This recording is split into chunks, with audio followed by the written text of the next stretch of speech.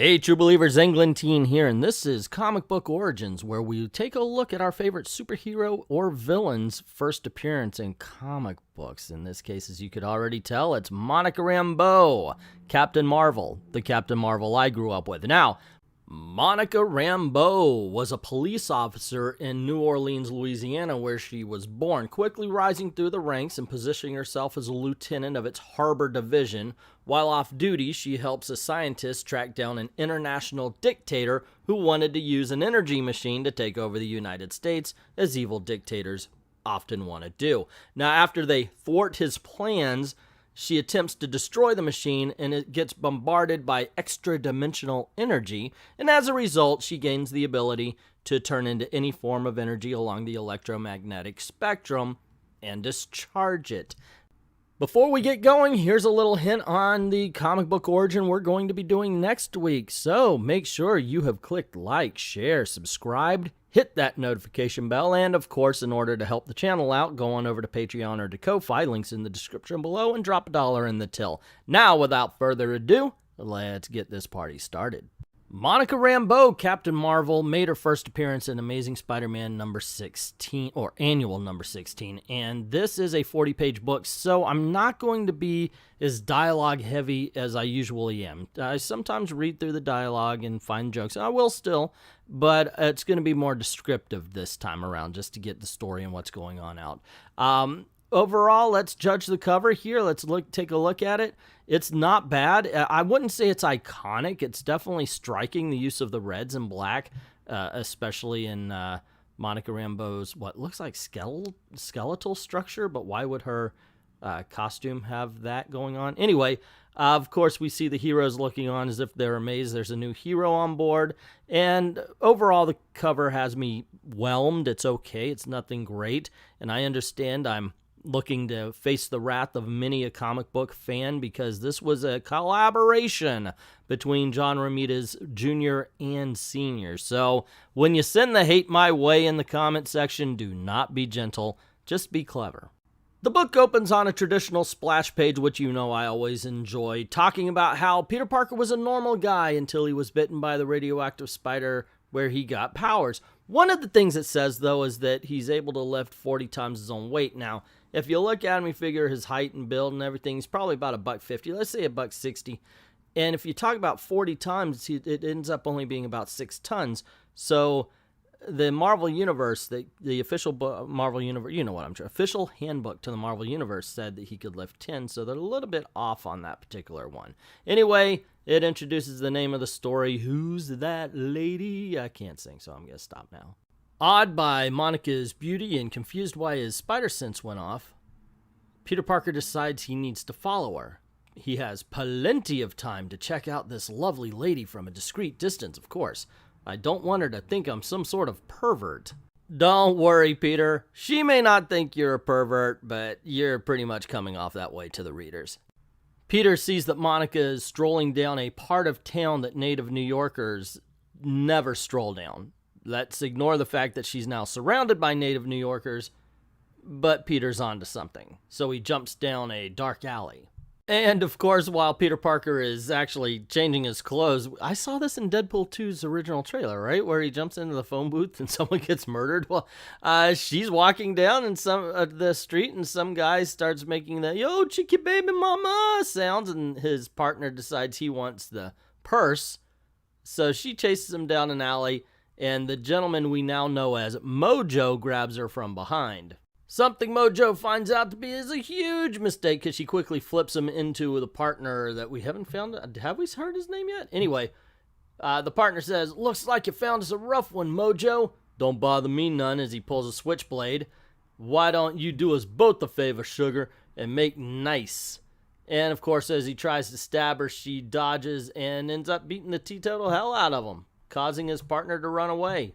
So Spider-Man arrives better late than ever, knocks out the purse snatcher, as Monica Rambeau has no interest in him, doesn't turn around, doesn't look what's going on, doesn't even hear Spider-Man taking him out. This is the point where any normal person would say something like, excuse me, miss, are you okay? Is everything fine? I'm Spider-Man, I'm right behind you. Don't blast me. But Peter has been introduced as a pervert in this book who likes to be very stalkerish, so he decides instead the best idea would be to drop down right behind her. Hey, pretty lady, you handle yourself, pretty zap. Even before Spider-Man's feet can touch the ground. Even as his special senses tell him that he's made a serious mistake. I'm pretty sure the pain in his chest would tell him that right now. A sudden burst of pure force sends him flying. Well, so Monica Rambeau realizes what she's done, the mistake she made, and figures, well, the pantsuit's messed up. I might as well get into my working clothes, as she says. And boom, ladies and gentlemen, the very first appearance of Monica Rambeau as Captain Marvel. We see Captain Marvel a little bit worried about the fact that she's losing control of her powers, but happy that she has pockets in her costume. Just as Spider-Man begins to wake up, oh, I feel like I've been danced on by the entire cast of a chorus line. Timely. This'll teach me to pay attention to my spider senses. Kabloom! And he sees Captain Marvel just fly away in a ray of light, and I must still be punchy. I could have sworn I saw a lady in a funky costume turn into a bolt of lightning, but that's impossible. Dude, you've seen Thor, you've seen the Hulk. Can we quit with the impossible talk? And Spider-Man sees that the Empire State Building lights up really quickly, understanding that it has to be Captain Marvel. To be honest, I think this would have made a much more striking and iconic cover for her first appearance. Yeah, you could still have the superheroes looking around going, oh my gosh, who's that? And that would have been cool, but dang, this looks a heck of a lot better than what we got on the front of this book. To the north, Midtown Manhattan stretches out before her like a humble peasant bowing before its queen. It's even bigger than I'd imagined. So many people in the streets, they're almost like canyons. It's so different from home, so different from New Orleans. Diddle-loo, diddle-loo, diddle-loo. And she goes on to start remembering her origin story. We see Monica in her commanding officer's office, and she's complaining because she was passed over for a promotion to commander of apparently a patrol boat. And the commanding officer says, if you must know, it's because your methods are too unorthodox. I go by the book, Monica, and I expect my men to do the same. To which she replies, your men. That's the real issue, isn't it? You don't want to see a woman in charge of a patrol boat. He says, I'll pretend I didn't hear that accusation, Rambeau. And then makes a mention that maybe she went to the media after the last promotion. Maybe that's why you didn't get this one. Oh, and Rambeau, I don't want to hear any of your smart remarks echoed in the news media this time. Don't worry, sir. Nothing I do will make the patrol look bad. And then, of course, she's standing out. And here's something also. This guy says, uh-oh, looks like Monica's on the warpath again. As she's storming out saying, fine thing, I sweat and slave for this outfit, and what thanks do I get? I'll pretend I didn't hear that sanctimonious old tyrant. Not for nothing, but this may be the reason you're being passed over for the promotions there, Monica. Angrily, Monica storms into her office, but there she meets a gentleman, Professor Leclerc, an old friend of her grandfather's from World War II. He's a physicist, and he's discovered how to harness energy from other dimensions, but the only person who believes that he could do it is a South American dictator that funded his work, only to decide that he was going to turn it into a weapon. So Leclerc escapes his country with his life, as he says. Unfortunately, Leclerc's assistant continues the work for the South American dictator. Now, he asks Rambeau if she could find a way to tell the authorities, because if this does get weaponized, it'll be worse than the nuclear bomb. Next, we see the two on a boat, and she explains her plan is to get on board of this oil rig and find out if there's anything fishy, and if there is, they hightail it out and get the Coast Guard, instead of just calling the Coast Guard and saying, hey, this is Officer Rambeau, we heard there's something fishy going on in this oil rig. Comic books, ladies and gentlemen. And we see Monica pulling the boat up towards the rig when she hears, ahoy, the boat! This is private property. You cannot tie up here. Time to go into my act. Hello, I'm sorry. Has Roxanne changed his policies?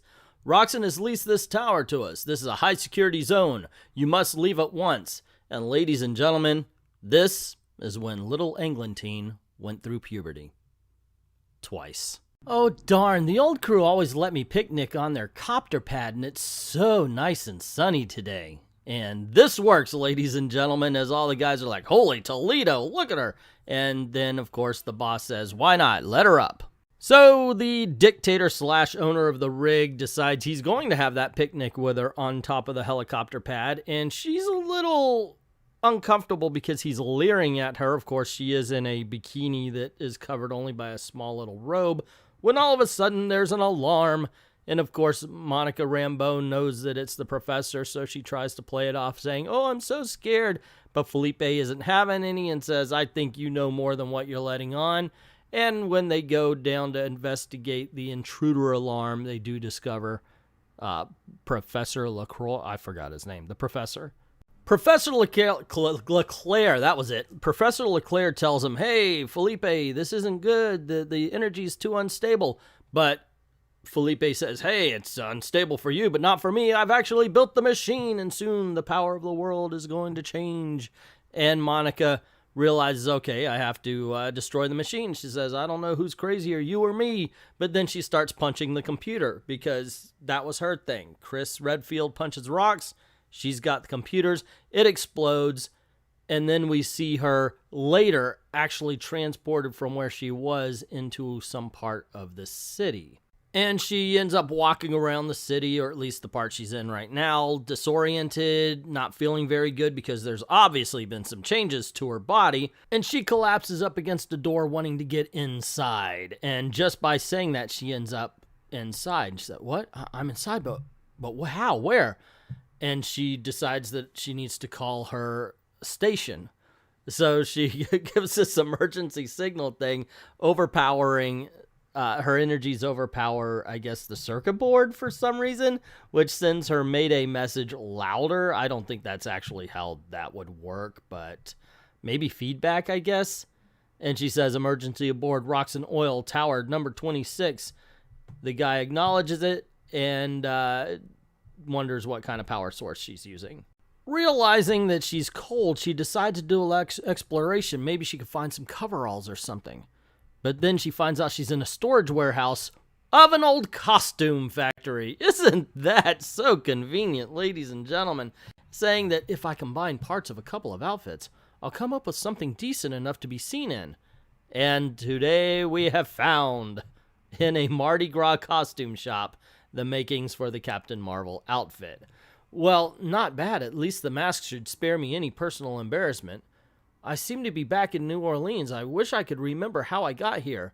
I hope the Navy could do something about the oil rig. If much time has passed, the professor might not be there anymore. Captain Marvel notices energy shooting up in the direction that she came from, where the oil rig was, and just thinking about how she wants to be beside the professor and to help him, she ends up transporting herself onto the helicopter pad, noticing that the soldiers are unconscious around her. Captain Marvel makes her way downstairs just in time to see Felipe shooting the professor. Quickly disarming Felipe, Captain Marvel goes to the professor and he tells her that the energy was going to explode either way. He didn't understand the power of it. Monica realizes that she had nothing to do with this big hole that's opening up in the air, as she puts it. But how do you plug up a hole in the air? Of course, you do it with her own body. Actually, it begins to pull her in, and when she gets into this little vortex, her body starts to naturally absorb the energy, and this causes an overload. So when she sees that once again Felipe is going to take another shot at the professor, she lashes out with the energy. This turns the bullet to dust, and then instantly she goes after the gun, but he doesn't lose a hand. I thought, that would be so much better if the bad guy lost a hand on this. She picks up the professor, carries him out, as we see Felipe yelling, oh, Captain Marvilla, that kind of thing. And then we get to one of the best conversations in the book, where it's 2 days later at the Harbor Patrol HQ. Professor Leclerc, what have you found out? You seem jumpy, mon capitaine. Is something wrong? Wrong? I get caught in an explosion, turned into God knows what, and wind up saving 2 universes or so, you claim? And you ask me if anything's wrong? I've hardly slept. The past 2 nights, could we have imagined the whole thing? I like her being flabbergasted at the fact that after all of that happened, he goes, something wrong? It just appealed to me. I don't know. It touched the funny bone. But the professor says, no, as a matter of fact, your body shows that everything that happened did happen. It says, she goes, well, what does that mean? He says, what it means is you can change your body into any form of electromagnetic energy. You can actually become sentient packet of radio waves, light, even electricity. You can go through solid objects as X-rays. You can travel at the speed of light. What's more, you can release a small amount of energy as a blast of pure force with no appreciable loss of body mass. But I forget myself. Here, for you, what is it? And she opens the box, pulls out, see it's a version of her costume. I had a copy of your costume fabricated from the cloth composed of unstable molecules. I think you'll find it far more durable than the original. Wait, what? So what was the other costume made of? It didn't fall apart. Even though she was being sucked through a vortex between two dimensions, it didn't fall off when she changed into pure energy and back. So it seemed like she already had unstable molecules, dude. She tells him she doesn't think she'll ever put on the costume again, and he says, we all have a destiny, Mon Capitan. She says, don't call me that. You know I'm a lieutenant. And he says, oh, but not in the eyes of some. As it turns out, there were witnesses that had expressed her to be Captain Marvel, the savior, yada yada, and so she takes that as a sign, quits her job, and walks off into the sunset. So as Dewey Cox here finishes thinking about her entire life story before we can continue with the actual comic book, she decides that while the professor has taken her as far as she could, she feels the energy building up inside her more and more and more, so she has to find some serious scientific help. In the meantime, we see Spider-Man approach her from behind, and he's actually considering webbing her up, not knowing she's a good guy or a bad guy, just that his spider sense is going off. But Spider-Man wants to prove what a dick he is. I swear to gosh, he really is a dick in this issue, isn't he? So he does decide to web her, but she blinks out before the webbing hits, and he's jumping down. He goes, well, he actually says, well, no, if she's a good guy, she'll understand, and my chest still hurts. So it's pure vengeance. She doesn't even know he's chasing after her, and he figures, wait a second, she was looking at something. I need a quarter, which leads into an actual funny scene where he turns to a kid and says, hey, I need a quarter. And the kid's like, pull the other one. You're not Spider-Man. And he actually has to prove it in order to get a quarter to find out where Captain Marvel goes. The kid gives him it. He puts it in the machine and finds out that Captain Marvel went to the Baxter building. Meanwhile, at the Baxter building, Captain Marvel goes through some wreckage in Reed Richards' lab looking for anyone, wondering how anybody could be doing this, but at least it's being reconstructed, so the good guys won, she says, when the Thing walks up behind her, and he asks, who are you? And she replies with Captain Marvel. I love this dialogue. Nothing less you came back from the dead by way of Denmark, you ain't. Marv died months ago. Besides, he was blonde. I like that one. But anyway, yeah, it's just good dialogue, and I don't know, they nail the character of the Thing here. There was another Captain Marvel? I'm sorry, I didn't know. Don't sweat it, Marv wouldn't mind. I probably ain't the only thing in the world either. Now suppose you tell me what you're doing here. And she does. She tells about the XX synergy, the fact that she needs somebody that will help her burn it off, and if she doesn't, she'll explode like a 1,000 megaton bomb. That gets the Thing's attention, and he says that Sue and Reed are vacationing at Martha's Vineyard. By the time he reached them, though, it'd be too late, so he should call the Avengers. You would think that Reed Richards could concoct something that would get him there quick, but I don't know. Alrighty, so he tries to hook up with the Avengers, and she says, that signal you've punched up, is it a direct line to the Avengers? And he says, matter of fact, it is. And she jumps into the computer just as Spider-Man jumps into the Baxter building and asks, have you seen a tall black lady in a silver black jumpsuit? Not for nothing, but Spider-Man's kind of inconsequential to this entire story, isn't he? I mean, like, really, really bad. They keep trying to shoehorn him in with this whole chase thing, but he doesn't need to be here. So Captain Marvel emerges through the electronic panels at the Avengers mansion, affecting everything in the mansion. All sorts of defensive modes go off, and it burns out Iron Man's armor. Even Gunn chases Jarvis out of the hallway. So Tony Stark's laying there and she's feeling bad. Oh my gosh, I knocked out Iron Man. He's like, hey, I just need a tiny spark in the chest plate. Get me going again. And she's like, well, I can't control it like that. And he's like, all or nothing, huh? So I guess we're waiting around here for help. Jarvis comes in and sees Iron Man on the floor. Oh, this attack will not go unanswered. And he runs off to call the other Avengers. And Captain Marvel notices that her power level is actually rising when Spider-Man swings in. Everybody's blaming him. Hey, I wonder if he's responsible for this. And he gets a little offended, but then catches Jarvis and says, don't worry, help is just a sealing away. And he goes off to find Captain Marvel.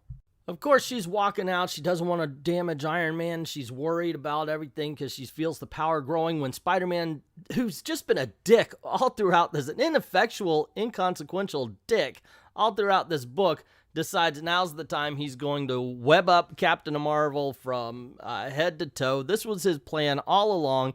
At the beginning, all he wanted to do was get her webs on her. I'm sure there's subtext somewhere around there. And she burns through it, and he's like, oh my gosh, no one could do that but the Juggernaut. She tries to blind him, but the spider sense makes it so he knows to shut his eyes, and then he reaches out to grab her. She defends herself by becoming electrical, and he bitch slaps her across the face to knock her out when Iron Man, God, what a dick. Just a pure freaking dick in this entire book. Like, go freaking, this is not your story, Spider-Man. Go find another book. Okay, I know it's got your name on it, but you're not needed here. So Iron Man and Wasp round the corner, and they're like, you young fool. And he's like, hey, I saw her attack you. And he's like, well, that was an accident, dick. Unless we can leech off her excess power, if you want to make amends, get me 12 feet of high inductive cable, or flex cable, from behind that ceiling panel. Coil it around her gently. And Captain Marvel says, Iron Man, what are you doing? I'm overriding my armor's microcircuit breakers. Wasp, the only thing at hand that can handle her kind of power is me. Spider-Man, that webbing of yours is non-conductor, right? I read you, Shellhead. And he attaches the power cords to his armor. And he says, web us up except for the wrists, you dick. Iron Man expresses doubt that this is going to work. And Spider-Man says, wow, I triggered this when I knocked her out, and decides, okay, he's going to stick around. Wasp actually tells him it's Captain Marvel, and he's like, wait, what? And he goes, no relation. And then Spider-Man's like, wow, I am a dick. And he webs up a shield for him and Wasp, and is like, well, if it doesn't work, nice knowing you, Jan. But, of course, Iron Man is able to focus the energy, really just blowing a couple of holes through the Avengers ceiling and outside. So everybody's relieved it worked, and then we see that the thing arrives at the Avengers mansion in time for the crowd to ask, are you going to be beating the teetotal hell out of that dick Spider-Man? So the thing wanders the hallways, grumbling as only the thing can, only to find out that the Avengers are having a party in Captain Marvel's honor here, and it makes me wonder if everybody was around that they could get there that quick for a party. Why is it that only Wasp and Iron Man came to help? It just doesn't make sense. Then that's when the Spider-Man realized, wait a second, I was in that bus terminal, to meet up with Liz and Harry, and he decides to swing away. And then, of course, we get the scene in the bus terminal. He goes up, did anybody page me? They say no, but then it's like, hey, Pete. And like, hey, okay, we're good friends, let's meet. And they do the sign-off. The ever-loving sign-off. Watch for the next appearance of the exciting new Captain Marvel in Avengers 227. And there you go, ladies and gentlemen. That is the first appearance of Captain Marvel. This was much more casual video that I usually make, and that's mainly because it was 40 pages long, and I just wanted to get through it while commenting. But the truth is, not a lot to comment on. This is a good book. This is a legitimately good. I think this is the best comic book that's been done so far in Comic Book Origins. It is so timeless. I truly enjoyed it, except for, of course, Spider-Man really does come off like a dick in this one. Let me know what you think, though. And, yeah, just go on down. Let me know what you think about the video, who you think I should do next in the comment section below. Don't forget to click like, share, subscribe, and hit that notification bell. If you do like these videos, pick one of the ones that are popping up if you haven't seen them. And if you have, check them out again. There should be some cards popping up around here. Don't forget to help out the channel by going over to Patreon or to Ko-Fi. Links in the description below. And I'd like to thank everybody who's already done that. And to everyone, all of the true believers, thank you very, very much for watching.